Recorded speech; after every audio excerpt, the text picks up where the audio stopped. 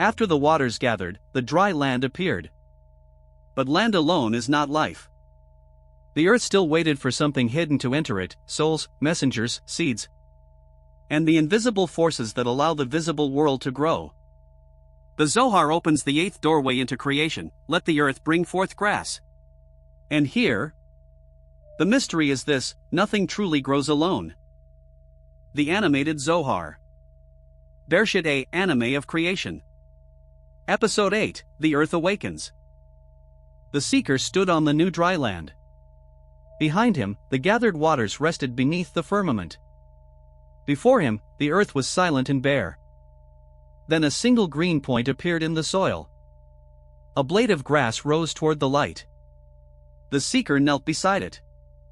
"Is this the first living thing?" he asked. The sage answered, "It is the first visible sign of a much larger awakening." The ground became transparent. Beneath the blade, roots of light spread through the earth. Above it, luminous threads reached into hidden worlds. The sage said, "The Zohar does not see grass as matter alone. When the earth brings forth life, invisible powers are also being revealed." Then the Seeker saw souls descending like sparks, and holy hosts moving around them like a silent procession. The vision widened. Every blade of grass had a line of light above it. Every creature was surrounded by currents. The sea, the mountains, the animals, and human beings were connected through an immense network of messengers. Some appeared like wheels of living fire. Some like winged patterns of light. Some had no fixed shape at all. The Seeker asked, "Are these angels?"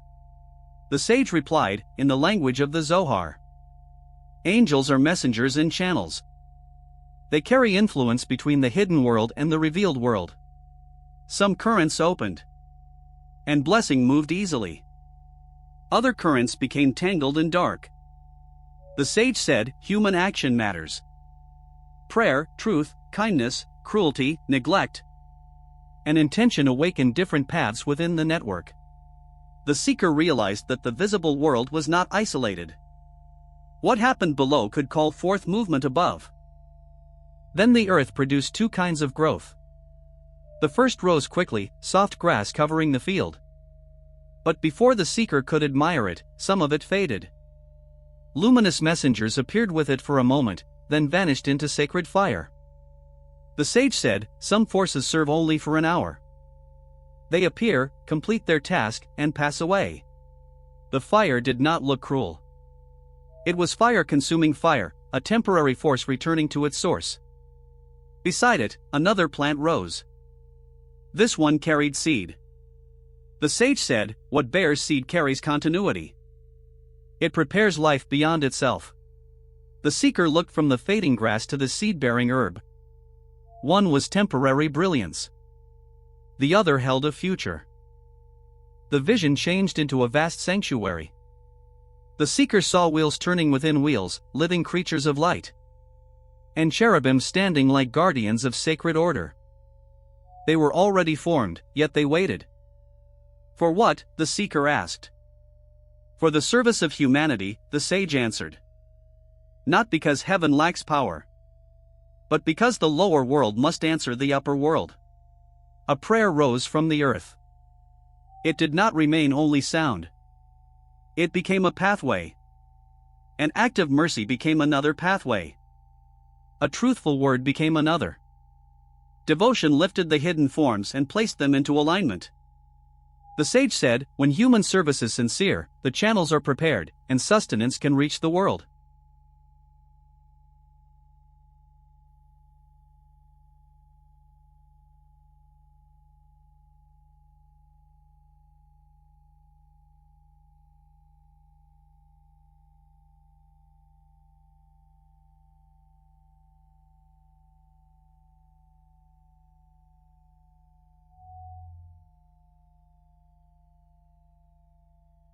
After the stillness, the seed opened. Roots descended. A green shoot rose. Above it, grain ripened beneath the sun. The sage said, "The purpose of spiritual influence is not spectacle. It must become nourishment." The Seeker saw bread emerging from the earth, families receiving food, animals feeding, and communities strengthened. The sage continued, the seed-bearing herb represents a blessing that improves the world. Potential becomes holy when it serves life. Then a fruit tree appeared. Its roots entered the earth, while its branches received light from above. The sage explained, fruit is born through union, giving and receiving, flow and vessel. Hidden potential and revealed form. A column of prayer rose like smoke. The tree absorbed the light and became heavy with fruit. The seeker understood, to receive without giving produces no harvest. To give without a vessel scatters the gift. Life appears when the two are joined. The sage said, the seed must serve the earth. Potential is not given merely to be released without purpose. It is given so that life may continue. The tree opened its branches over the world. Fruit fell gently into waiting hands. Seeds entered the soil. New trees appeared in distant lands. The blessing became continuity, nourishment, and future. Then 4 immense forms appeared around the luminous throne. A lion, an ox, an eagle, and the face of a human being. They were not ordinary animals. They were living symbols, courage, strength, vision, and the power to include many forces within one conscious form. They faced the 4 directions. The throne rose among them, gathering souls and hidden delights. Then it descended, full like a tree whose branches were heavy with fruit. As it came down, the 4 living forms scattered seeds of light across the world. The sage said, the Zohar sees creation as a chariot of relationship. No power stands alone. Each force is completed by the others. The seeker watched soul sparks enter the earth, the creatures, and human lives still waiting to be born. The sage turned to him. This is also the story of your actions. In the Zohar's language, every word, habit, prayer, and choice sends a messenger into the world. Some influences rise like temporary grass. They create intensity, but leave no seed. Others become enduring herbs and fruit trees. They nourish people you may never meet. The question is not only, what am I feeling today? The deeper question is, what am I causing to grow?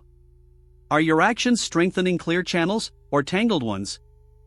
Does your spiritual practice end in private sensation, or does it become patience, truth, service, food, shelter, and mercy? The earth within you is always receiving seed. The seeker looked across the world.